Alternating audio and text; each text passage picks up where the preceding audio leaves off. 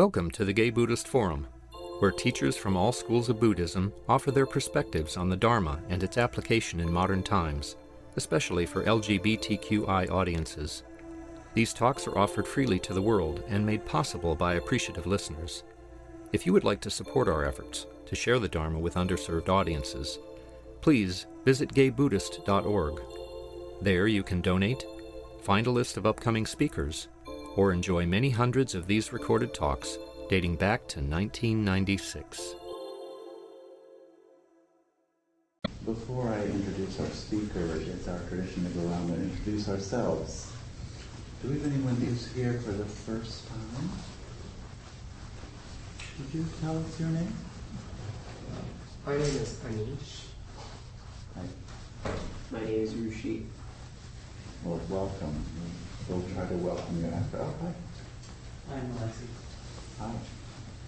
So we'll all try to make you feel welcome at the social time.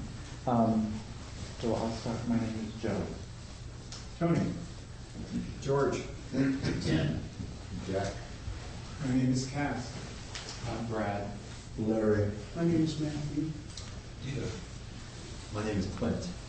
Don. Scott. Michael. I'm Kay. I'm Michael. Vin. My name is Gary. I'm Pat. I'm Craig. I'm Tom. I'm Lee. My name is John. Hi. Jay. My name is Joe. I'm Jim. And I'm Hal. Peter. My name is Oswaldo. I'm Alexi. My name is Dal. Okay, did we get everybody? I'm Kevin. You're going to tell them that in a minute anyway. So. Kevin Griffin is the author of One Breath at a Time, Buddhism and the 12 Steps, and A Burning Desire, Dharma, God, and the Path of Recovery. A longtime Buddhist practitioner and 12-step participant, he is a leader in the mindful recovery movement and one of the founders of the Buddhist Recovery Network. Welcome. Thank you. And thanks for the invitation to come back. I always enjoy visiting this group, and sometimes I enjoy traveling here more than others. I come from Berkeley, so there was only one accident on the bridge, so it wasn't too bad. It is, though, I think for those of us who've been in Northern California for at least a few years, a time to be appreciative of rain. I was thinking, I like to go out, I play golf, which is one of my problems, but I like to go out and play in the rain. People think I'm really crazy for that. Mostly I like it because there's nobody else on the golf course, and other golfers annoy me. But I also, one of the things I like about it, it reminds me of when I was a kid and we would go out in the rain and jump around and splash and get all wet, or if we play football and get all muddy, we took joy in that. And now it's like, oh, I'm getting wet. Oh my God, quick, and I'm wet. It's just funny how the perspective changes. It's just water after all. Most of us like to spend time in water regularly, but it's just we're very selective about the kind of water we want to be in. Well, that's not my topic for this morning. But I always like to start with a joke. This is actually a follow-up joke, but this gets me on the theme of my morning talk, which is, I suppose the talk is about compassion and anger and stuff like that. So this is something I posted on Facebook a couple days ago.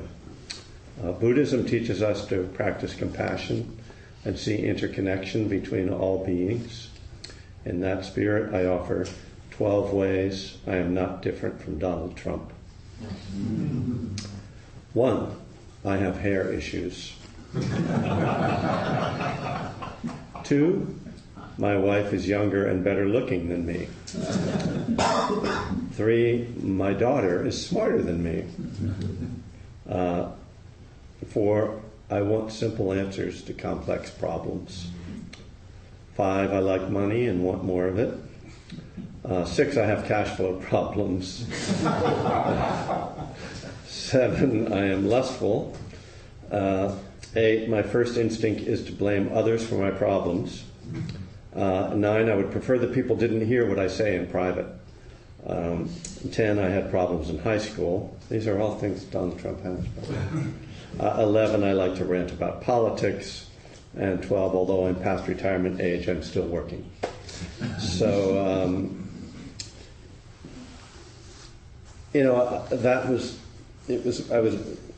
I wrote that partly to get people to laugh and partly to remind myself and others that there is this idea that of shared humanity, and sometimes it gets very difficult to maintain that. I'll read something that's a little bit more serious on this topic from Thich Nhat Hanh.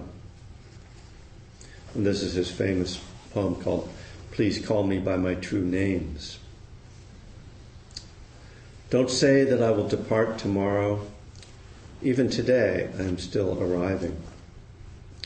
Look deeply. Every second, I am arriving to be a bud on a spring branch, to be a tiny bird with still fragile wings, learning to sing in my new nest, to be a caterpillar in the heart of a flower, to be a jewel hiding inside a stone. I still arrive in order to laugh and to cry, to fear and to hope. The rhythm of my heart is the birth and death of all that is alive. I am a mayfly metamorphosing on the surface of the river, and I am the bird that swoops down to swallow the mayfly. I am a frog swimming happily in the clear water of a pond, and I am the grass snake that silently feeds itself on the frog. I am the child in Uganda, all skin and bones, my legs as thin as bamboo sticks, and I am the arms merchant selling deadly weapons to Uganda. I am the 12-year-old girl, refugee on a small boat, who throws herself into the ocean after being raped by a sea pirate. And I am the pirate, my heart not yet capable of seeing and loving. I am a member of the Politburo with plenty of power in my hands, and I am the man who has to pay his debt of blood to my people, dying slowly in a forced labor camp. My joy is like spring, so warm it makes flowers bloom all over the earth. My pain is like a river of tears, so vast it fills the 4 oceans. Please call me by my true names, so I can hear all my cries and laughter at once, so I can see that my joy and pain are one. Please call me by my true names, so I can wake up and the door of my heart could be left open, the door of compassion. So that's the great challenge that Buddhism, that the Buddha, that Thich Nhat Hanh puts to us, to keep our hearts open in compassion. And I don't know if that's possible, but I think one of the things we see in our spiritual teachers is an ideal that we can at least, maybe we can strive for it. I don't know if we strive to actually attain the ideal. I think of it more as something to remember, an attitude to take, an attitude to balance the anger or the resentment, the frustration. And so the first thing that I appreciate about what Thich Nhat Hanh's talking about is something that we see when we meditate, which is that we contain all these things, that we contain hatred and we contain love, that we can contain greed and we contain generosity. And that, I think, the first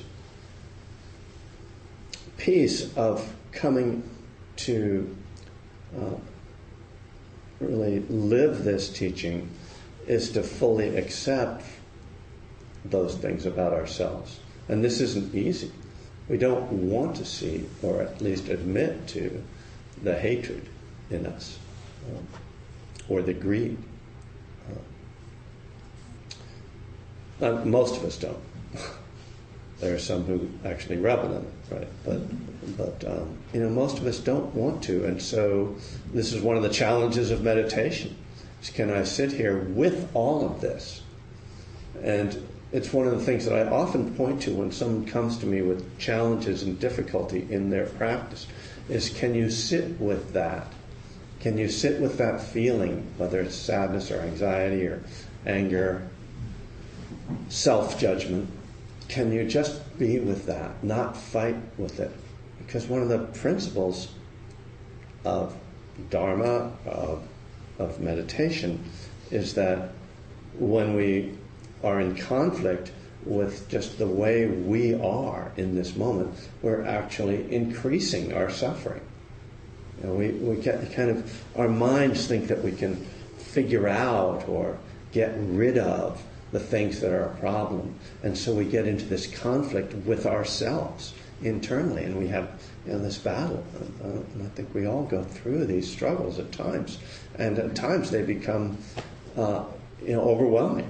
And this is where depression and severe anxiety come from, in a way, these internal struggles with ourselves, just allowing ourselves to feel what we feel or to think what we think, to fight with that. And there's some interesting reflections that we find in Buddhism about, particularly about anger. I'm working on a book that's kind of on this larger topic of, it's called Living Kindness, Buddhist Teachings for a Troubled World. So it's kind of talking about loving kindness, but in a broader way than it's typically addressed, I think, broader. And one of the things I was just looking at this week is this kind of question of anger and how to deal with that. And it can be fun there's various texts in Buddhism that are kind of dry and dense, but when you're ready for them, they kind of jump out and all of a sudden they go, oh, wow, that's interesting. I never saw that before. So this one piece I was looking at yesterday was about getting rid of resentments. And so it gave sort of a few different ways to think about this, to kind of undermine it for yourself so that it'll help you to let go. And so one of them was thinking about so they talk about the enemy, so we'll just use this term, right? Thinking about what your enemy wants for you. So they made a list, and they have a list of 7 things your enemy wants for you. Your enemy wants you to be ugly. And anger, if you respond to your enemy with anger, it makes you ugly. Your enemy wants you to be in pain. If you respond to their anger, or them with anger, you're in pain. You feel that. That's the heat, the burning feeling. They want you to not have any good fortune, to not be wealthy, to not be famous, to have no friends, and to end up in hell. Buddhism, the traditional Buddhism has this concept of hell, but the idea is, why give your enemy what they want by acting in this way? That if you act with anger and you're letting yourself be overwhelmed with this, you're giving them what you want. And there's another piece. The Buddha says that karmically, I don't know how seriously to take this, but it's interesting thought. Says that someone who repays anger with anger is worse than the original angry person. Just, it's a reflection to kind of go, oh, okay, I don't know if that's true, but I think the idea there, is that you have more of a choice like somebody who blows up at you, they just kind of let this out. But there's this scene where in one of the teachings where, and a lot of the ancient Buddhist suttas from the Pali Canon, which is the earliest Buddhist texts, they're stories about things that happened. And it's not just a teaching. So this one story is a Brahmin, and the Buddha is often sort of in conflict with the Brahmins because they were the dominant religious figures of the time. So this Brahmin comes angrily to the Buddha, and they describe him pacing up and down in front of the Buddha, berating him for everything that he's wrong about. And the Buddha sits there, we see him. It's all good, not bothering me. Let it out. And then he says, has this response, and he often teaches in these images. He says, "So Brahman, do you ever have guests to your house?" "Yeah, of course I have guests to my house. What do you think I am, antisocial?" "Well, when you have guests to your house, do you offer them food and drink?" "Yes, of course. I have to be terribly rude if I didn't give them food and drink when they come to my house." "Oh, it's very nice. So if they come to your house and you offer them food and drink and they refuse it, who does it belong to?" "Well, it belongs to me. I mean, it's mine. If they're not taking it, it belongs to me." He says, "Yes, so too with your anger. I don't accept your anger. I'm not going to take it. I'm not. You can keep it." That's a great, just way of imagining, if we can. And of course, if you're as balanced and as serene as a Buddha, you can be like that. But it's, again, kind of what we're striving for, sort of an ideal. We can see, oh yeah, if I could think about it like that. Because really, if we look at what anger feels like, and we know that someone is angry with us, if we want to hurt them, the best way we can do that is just let them be angry, because they're hurting themselves. So another one of the images that the Buddha gives, and this is one of those things, I've studied with a lot of teachers over the years, and they always tell the stories as they learn them.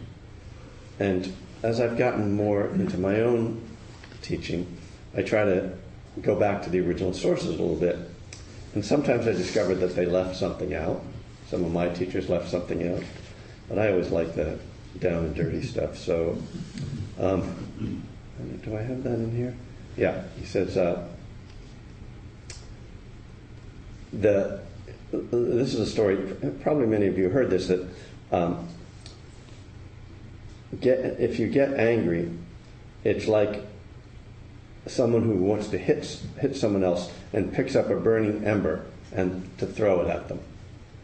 So I'm angry, I'm going to get you. Well, what do? I burn myself, right? But there was another one in here that I'd never heard my teacher say out. He says, it's also like picking up some excrement in your hand and getting ready to throw it at someone. And he says, and so if you pick up that burning ember, you burn yourself. If you pick up the excrement, it makes yourself stink. Well, that's a good image, and that one actually appeals to me in terms of getting through to me. Like, right, it kind of stinks. And if I can tell one more vulgar story, I used to work with this Nigerian musician who was just a remarkable musician and a really interesting guy, and also just really kind of crazy. But and we were having some conflict in the band, and he pulled out, this is kind of, I guess, like a Nigerian sort of view of the same idea, where he said, if you're bending over to point up someone else's buttocks, up their ass, remember that someone is behind you looking up your ass at the same time. So that's a pretty graphic way of, I hope that doesn't offend anyone. I'm sorry. I've been known to offend people in my teaching, but just trying to get through, right, what it means, what happens when we're judging people, when we're angry with people. And just to see that we're harming ourselves. This is the key thing. I think the key motivation, because on the one hand we can kind of get this teaching that says, oh, don't harm other beings because, you want to be loving and kind to everyone. That's nice, right? But I think it's more motivation if you understand that, when you're harming other people, you're harming yourself. And it's only through our own attention to our own experience. Someone who's lost in their own anger usually doesn't realize how much they are suffering in that moment, right? And so if we are mindful, if we bring this quality of mindfulness to our emotions, to our mind states, moment by moment, we start to become sensitive to that. And that's what's so vital about the mindfulness practice. It's, as in my introduction, I'm sober myself. I've worked with people in recovery a lot, and one of the key aspects of the addict is that is denial, and denial is not realizing that you are suffering. That's the problem for the addict. There isn't enough awareness and clarity to realize you're suffering. So what the Buddha taught, we go back to the essence of what he taught. The first noble truth, there's 4 noble truths about suffering. The truth of suffering, the truth of the cause of suffering, the truth that suffering can end, and the truth to the way to end suffering. But that first truth is that there is suffering. And so that's the first thing that he wanted people to understand. And then he gave us a practice that made us very aware of our suffering. I mean, it makes us aware of everything. But one of the things it makes us aware of is of our suffering. And this is kind of an unusual approach to spiritual practice, I think. I don't see other religions sort of start having this as a starting point. Be aware of your own suffering as a starting point. But that's kind of what this practice is pointing to, saying, if you are very aware, you will see how you are creating your own suffering through anger, through grasping, through greed, and then you'll be motivated to let go. What's going to motivate you to change then, he's saying, is awareness of suffering. And again, we can set up all these ideals for how we should be good, or you're going to get rewarded, you're going to go to heaven. Those are motivating for some people, but I would say many of us are maybe more motivated by, I want to get away from this pain. So this is kind of this approach to spiritual practice. So the Buddha then, as much as he talks about loving kindness, he talks about non-ill will. And as I was thinking about this talk, because I've been working on this material now for 6 or 8 months, I was wondering whether I gave it a similar talk last time I was here.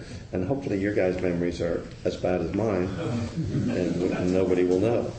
Although you're recording it, which could be a problem.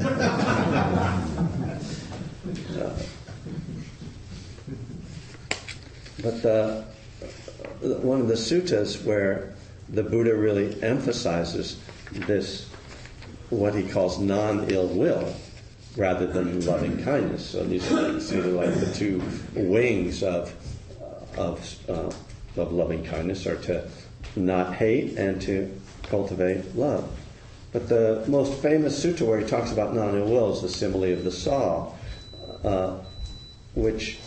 in which he says that if your limbs are being sawed off one by one, and he's very graphic, he says if bandits hold you down and with a 2-handled saw, so there are 2 guys sawing your limbs off one by one, if a thought of ill will arises in your mind, then you're not practicing what I teach. And you go, okay, is there a Sufi dancing down the street I can go to? Because I don't think this is for me. It's kind of the peak of this sutta. It's the end of the sutta. There are some other things that are a little more manageable that he talks about. But And and I've thought about how to hold this. I mean, when I first read this, I thought that's just crazy. I mean, what? And I don't, could he do that? I'm not enough of a believer to say wholeheartedly. But I will say that what eventually came to mind was the image of Christ and his, torture and eventual crucifixion. And here's a response to that. So after being tortured and, whipped and, they say the crown of thorns and dragging this cross through the streets and having people spit on him and then being nailed to the cross, which, if you know about crucifixion, what kills you in crucifixion is suffocation. So most people were just tied to the cross. You didn't need to nail somebody up. So that was just like added bonus pain. And then, of course, the spears through the side. And then what we're told, he said then at the end was, "Forgive them, Lord, they know not what they do." And when I realized, well, that's sort of very analogous. His limbs aren't being sawed off, but it's pretty similar. I'm sure the pain was a 10 plus. So we do have an image in our culture, actually, of someone responding that way. And as much as the simile of the saw just sounds like nutty to me, I grew up as a Catholic, and I was inspired by that image when I was a kid. I thought it was very moving to me. And so there's something, some way, that's my way of kind of getting into that, imagining, okay, that's what we're talking about here, that level of love. What's particularly powerful about it in Christ, and we see this in Buddhism too, is that he's not, what he's saying is, may they not experience the bad karma for what they're doing. Right? It's not just, I forgive you, but it's, I don't want you to have to suffer, because what you're doing is creating such bad karma.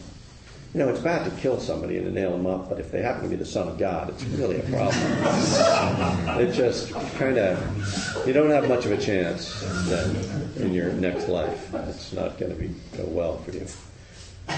There's a story of a Buddhist monk who did something similar, very similar actually, and for similar reasons. In China during the Cultural Revolution, the Red Guard swarmed over this monastery, and all the young monks ran off into the hills, but the master, the Chan master, the Chinese form of Buddhism, the Chan master just stayed, and he was like 98 years old, or something like that. The Red Guard came, beat him, tortured him to the brink of death, and left him. And of course, destroyed all the Buddha statues and left. Then, the monks come back from the hills and find their master is still alive, barely. And they nurse him back to health, but he's clearly just struggling to stay alive. And they say to him, Master, don't stay alive for us. Please, let go. You're suffering so much. Don't try to hang on. And he looks at them and says, I'm not hanging on for you. I'm hanging on for those Red Guards, because the karma would be so disastrous for them if I die as a result of their behavior.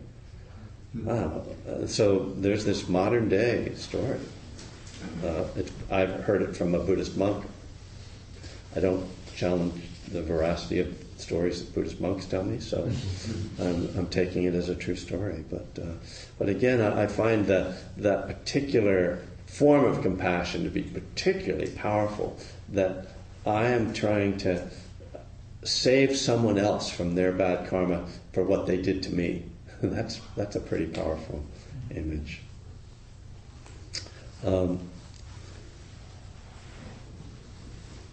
So in the Metta Sutta, which is the Buddha's teaching on loving kindness, I have it here. I have it in there anyway. Here it is. The Buddha, this is kind of the core teaching on loving kindness, and it's got these different elements to it.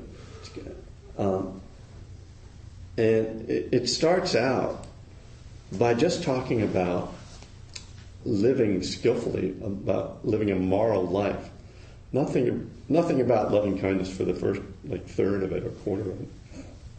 But he says, let them be able and upright, straightforward and gentle in speech, contented, easily satisfied, not proud and demanding in nature. Let them not do the slightest thing that the wise would later reprove. So the Buddha is kind of laying down that the foundation for spiritual life and for developing loving kindness is first to just live a moral life. And then he says, wishing in gladness and in safety may all beings be at ease. And then he talks about he describes lists all the types of beings. Weak or strong, great or mighty, medium, short or small, seen and unseen, near or far away, born and to be born, may all beings be at ease. So here he's talking about cultivating love, like the positive side of it. Then he shifts into the other side. Let none deceive another or despise any being in any state. Let none through anger or ill will wish harm upon another. I think that what's going on here is that the Buddha recognizes there are different personality types.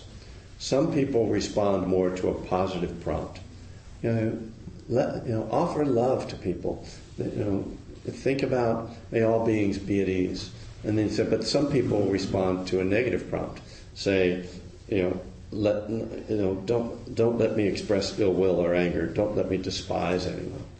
And it's kind of that wisdom of the Buddha is kind of like to address all the different types of people. And then there's this famous line, even as a mother protects with her life her child, her only child, so with a boundless heart should one cherish all living beings. So the obvious thing that we see in this is that the Buddha is comparing loving kindness or love to the love of a mother and saying this is sort of the archetypal form of love. But it's also interesting what the situation that he puts the mother in this very short line. Even as a mother protects with her life her child, her only child. So it doesn't just say, even as a mother loves her child and nurses her child and helps her child when her child is sick, but she says she's willing to die for her child. So this again brings us back to this idea of being willing to put ourselves in that position of care for others, where we, no matter what, we will protect them. And so, as this, old Buddhist monk who apparently lived to be 120,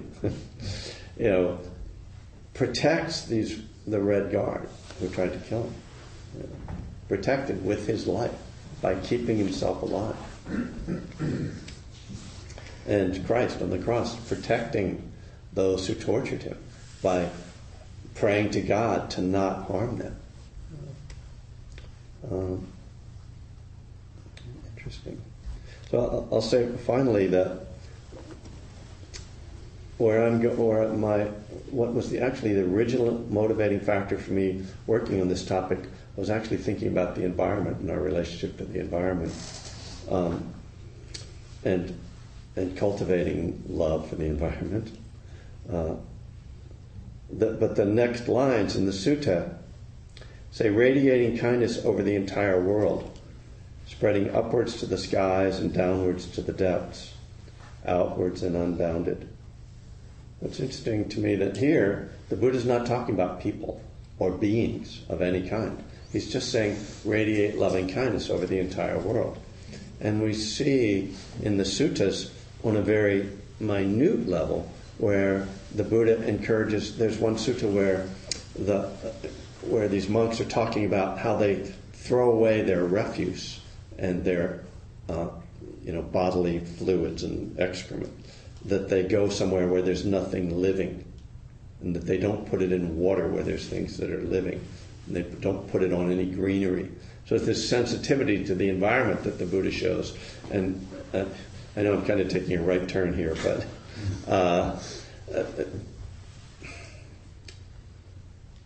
well, I'm not going to try to justify it. I was going to try to make it direct. Maybe I'll find a way of bringing it back. But for me, this is the most important thing in the world right now, and maybe forever. I think it's interesting to see what the Buddha's relationship to nature is. That first of all, he tells his monks to go to meditate, sit under a tree. And we know the story of the Buddha is that he became enlightened under a tree. And when he left his family, he left to live in the forest. And right before his enlightenment, he remembered being a child and sitting under this special tree called a rose apple tree and having this experience of peace that he hadn't known, and realizing, oh, it's okay to feel good. And that was one of the motivations for him to let go of his ascetic life. So we see all these connections. He dies then under these solid trees. And I don't think it's a coincidence that, so much of this, and then so much of the imagery he teaches with about the earth or the oceans or the mountains, he's always referring to elements of nature. I don't think it's a coincidence that these things are in the suttas, that the Buddha is talking about our intimacy here with nature and our connection to it and how we treat it. And yeah, to bring it back to humans' relationship with nature, ever since we developed agriculture, we've been in this relationship of dominance towards nature, or trying to control nature. Unlike indigenous people who try to cooperate with nature. And, even, people talk about, oh, I love nature, right? But where do they live? They live in a house. We're in this building because, nature's difficult. It's unpleasant when it's cold and wet. And humans have this ill will on some level, right? We have this ill will towards, we have ill will towards anything that makes us uncomfortable. But, if it gets in our way, I want to go there faster. I want it to be more comfortable. I don't want to be intruded on by these things. So how do we develop a relationship of true, love of the earth, which, the sutta says the mother protects the child, but if earth is our mother, we need to protect the mother now. And of course, what was the old commercial? Don't mess with Mother Nature. Mm-hmm. We've gotten to that point, of course, where we're realizing, what happens when you're cruel and unkind to something or someone? Eventually, it responds in kind, and that's the limits, right, of you. We're realizing that our hatred, it's a strong word, and maybe we don't hate the earth, but we treat it like we hate it. We treat the air and the ocean, the land, we abuse it. And it's like, how can we change that relationship? How can we be kind to it like we would to our own child? How can we protect it? So I know that it kind of goes off from what I'm talking about, and yet in a way, it does. We do see that there's this ill will we have to it, and how can we find some harmony in there? It's the same. It's the same thing that the Buddha is always talking about. That there are these three qualities that drive the unconscious person: greed, hatred, and delusion. And it drives us as individuals, that we want to accumulate, we want to get rid of unpleasant things, and that we don't. And the delusion is that we don't realize that greed and hatred actually lead to suffering. Our delusion is that we think that greed and hatred lead to happiness. Well, we do this on a personal level, and we do it on a societal level, and on a national level. Right? So all of these things are just reflections of these human tendencies. I don't call it human nature because that implies that it's something solid. And in fact, that's kind of an insult to nature. but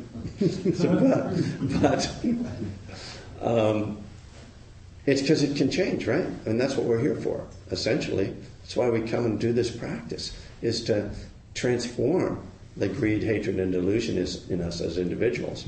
And then the responsibility of the individuals then is to transform the culture and the nation. And that's the great challenge that we live with, and now with the vast interconnectedness of the planet, that and the powers structures in it. It can seem insurmountable and impossible to change, but what we know is that we have to do what we can do. And if we think that one person can't do anything, all we have to do is look at some of the political candidates who are changing things in very negative ways. Yeah. Okay, that's the end of my political speech. So forgive me for ending on that note, but thank you. If there are thoughts or questions, we have a little time. We have some time. Yeah.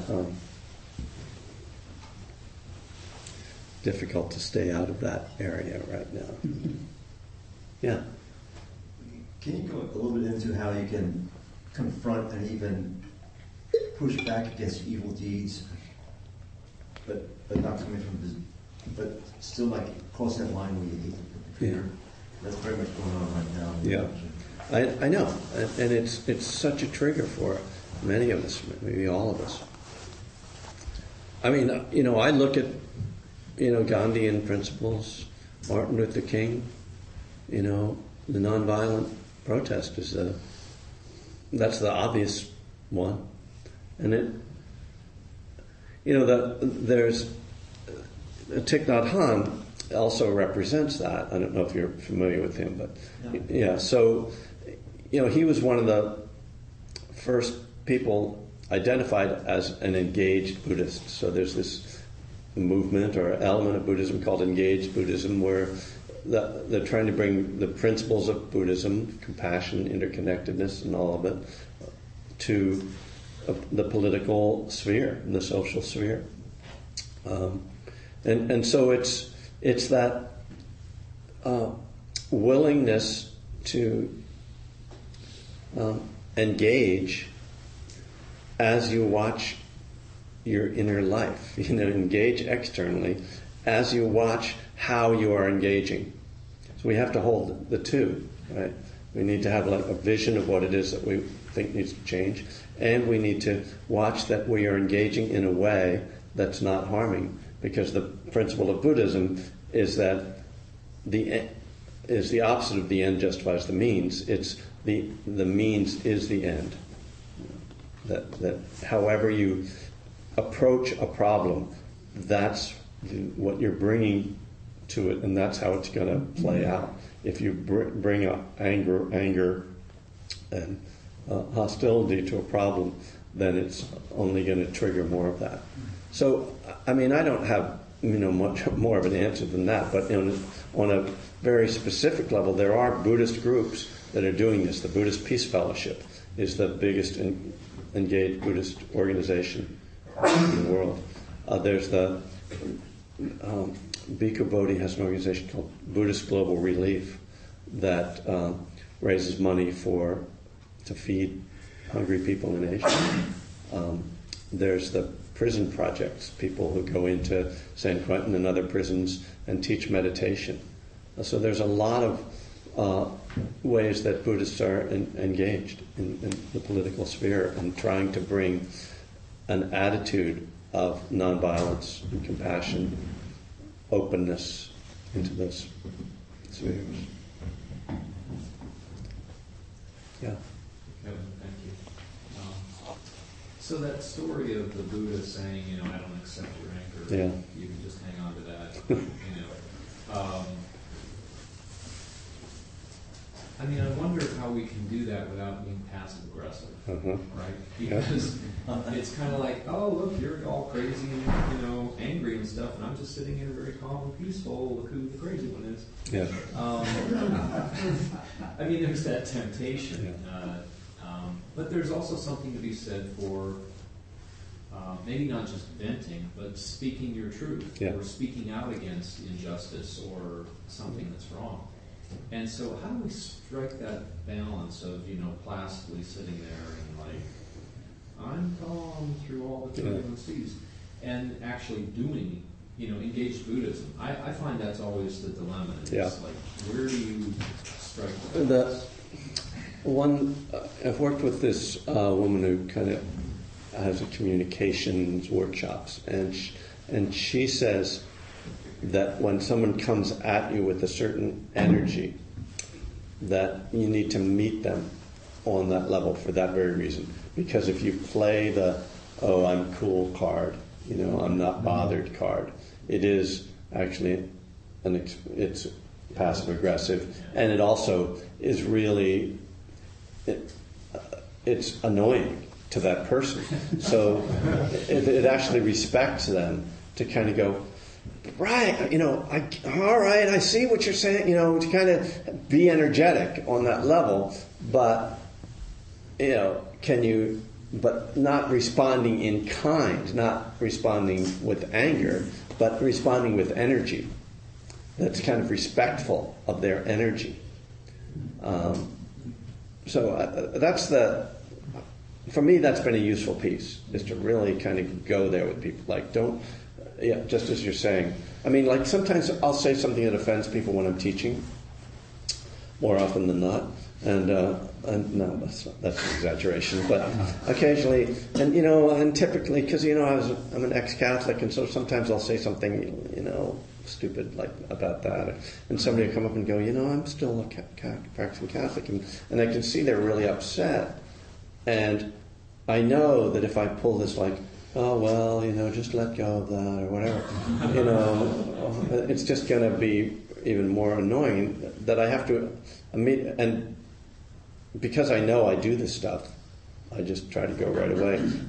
I'm so sorry. Like, really let them know, like, that was really wrong of me. I mean, it's a little different in terms of the energy level, but it's the same thing in terms of engaging, really being direct and engaging. So the fundamental challenge of it, though, is to stay mindful so that you're not being, so that even if you're meeting this angry person with energy, that you're not doing it out of a reactive, angry place, that you're still, that inside you're maintaining some balance, but that you're kind of trying to be respectful and meet them where they are. I mean, mindfulness is always the key to it. Joe Weston teaches respectful confrontation. And so thanks for that reminder of meeting their energy, but not angrily. Because once you meet them on their level, then you can proceed to maybe a different level of bringing. And I always think that, I mean, it's just what I kind of started with, like, recognize, see what it is that you understand, how you relate to happiness. Like, oh, right, I understand why you're angry, and kind of, so trying to be a little bit on their side, not kind of taking this like, oh, well, you're wrong and you're over here. It's like, oh, right, I see you, I see what your viewpoint is. Maybe I disagree with it, or I see things differently. Here's how I see it. But I think to first of all establish that, okay, I don't think you're crazy, or you have no right to have that thought, and so I'm just going to trash you. But to kind of give some respectful acknowledgement that, okay, right, I see what you're talking about. I can see how that would be for you. I mean, it's true that, politicians that I disagree with sometimes say things that I agree with, and we see some of the more skillful politicians. I mean, Cory Booker was working with Rand Paul on liberalizing drug laws, because Rand Paul's sort of libertarian and Cory Booker is from Newark, and they both see the suffering, and they're coming at it from totally different places, but they see, they can agree, and they're different sides of the aisle, but they kind of see, how can we get along? What can we do that we agree on? So,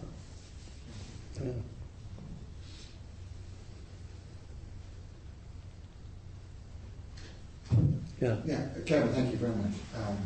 I remember a teaching by a Taoist teacher who said that when someone is blasting you with anger, imagine you're wearing a garment of mirrors so that they see what they're doing, and that is a form of service to them.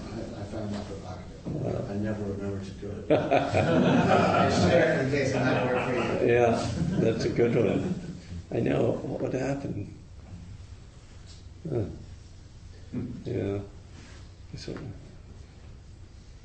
well, the image that I was thinking about this morning was the when the Buddha talks about the 5 hindrances: desire, aversion, sleepiness, restlessness, doubt.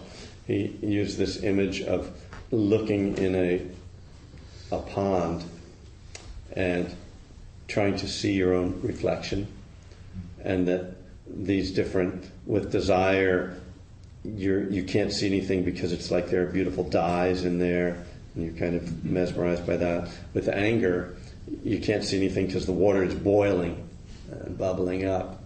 So it's kind of that thing that we don't see it. We can't see ourselves when these hindrances are there. And then, that's the nature of anger for sure. That it's very compelling, because anger is a survival.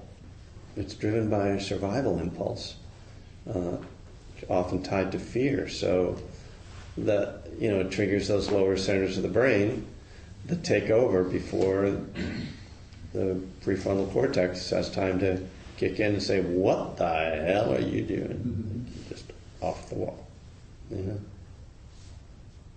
Yeah.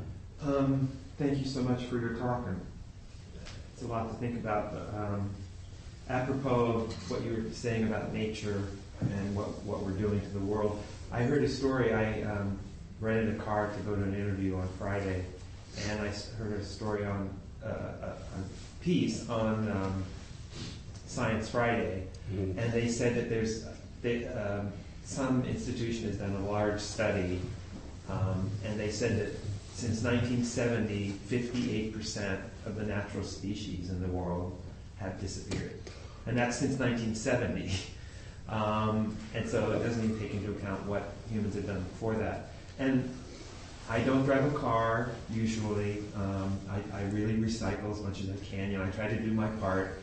And I'm sort of the eternal optimist, in general, about, yes, I can make a difference. But I really, for the first time, thought, I need to become a vegetarian. And I never really thought about it seriously, but it's like, they said by 2050, all the natural species will probably be gone if we continue. I don't know if that's how accurate that is. But it really makes you think that, like you said, we need to act.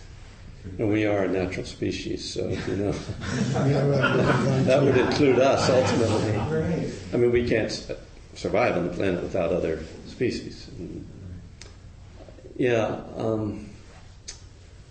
I do drive a car, and I'm not a vegetarian.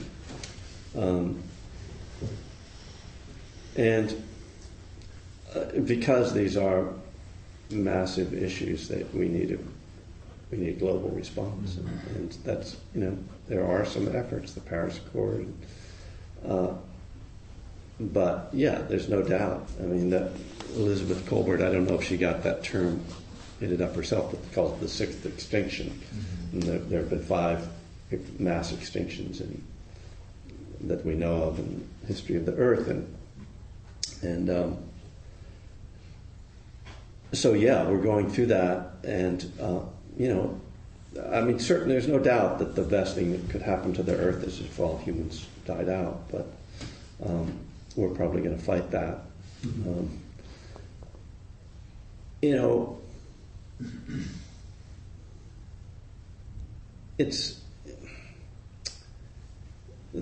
Well, just, in regards to the vegetarianism, I've been reading, there's I guess you would call him a radical environmentalist, although he makes perfect sense to me, so I don't know what that says about me.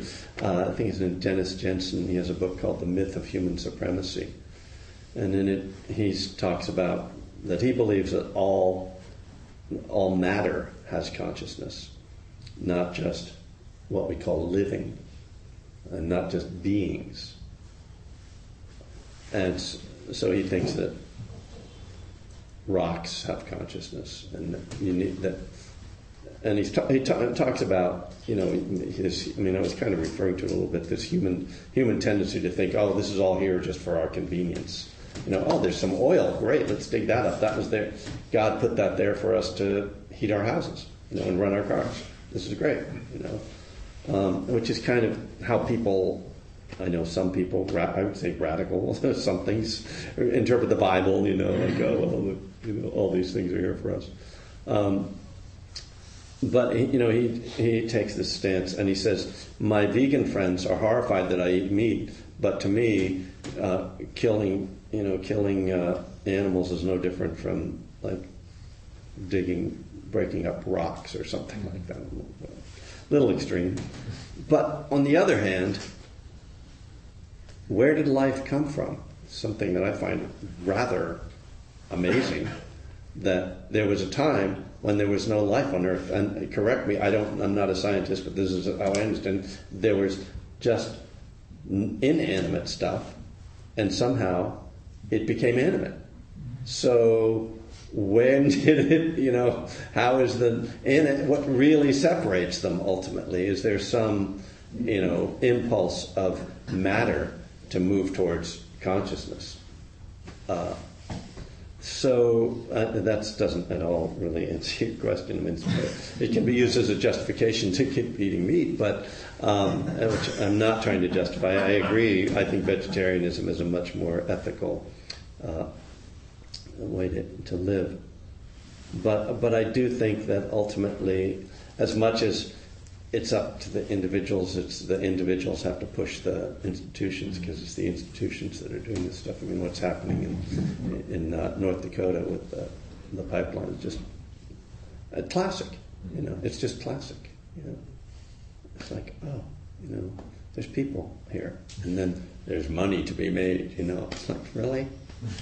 And and one of the things that Jensen points out, I guess we're just about out of time, but that every time there's an article about the environment in the paper, within a paragraph, there's a reference to the economic impact of this environmental problem, And then there's always the economic impact of addressing the environmental problem. Well, it's too expensive to clean the air, to have clean water. We can't afford that. Okay. You can take that stance for a while. It's not sustainable. Oh, on that happy note. That's a happy note. We do need to end there. It's raining, so. Thank you very much. Are there any announcements today?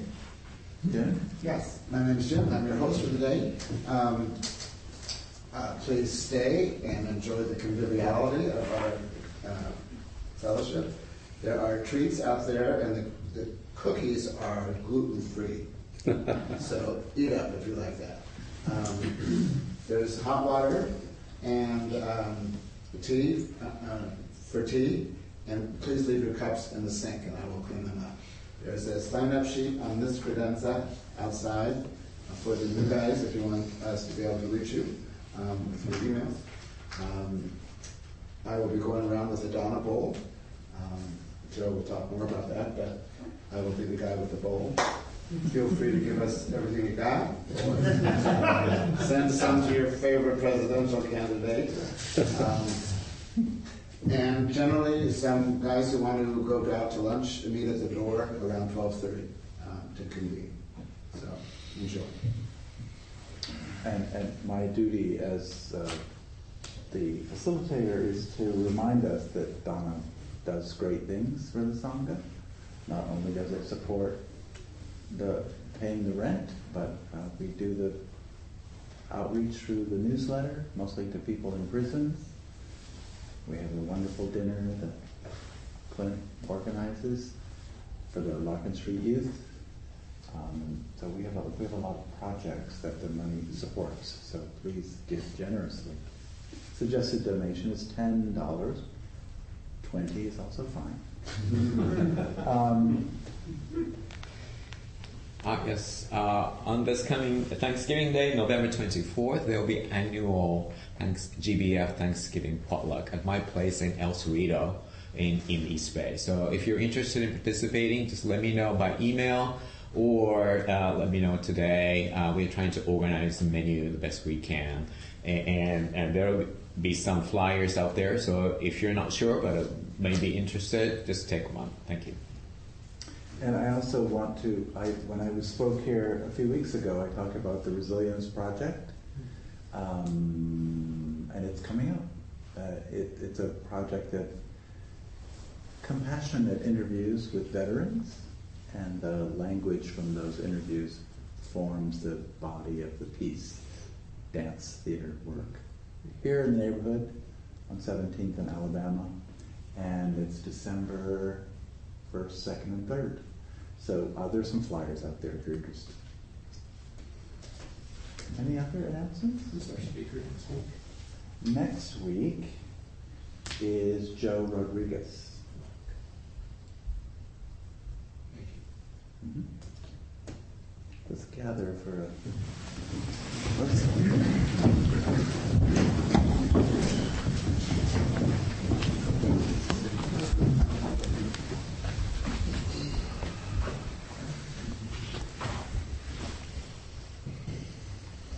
By the power and truth of this practice, may all beings have happiness and the causes of happiness.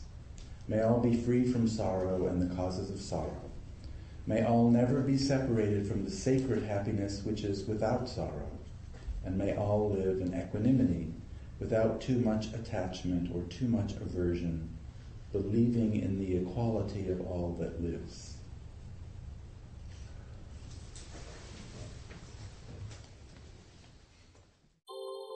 Thank you for listening to the Gay Buddhist Forum. If you would like to hear several new talks per month and be notified of upcoming speakers so you can participate live, please subscribe to this podcast, like us on Facebook, and join our mailing list by visiting gaybuddhist.org.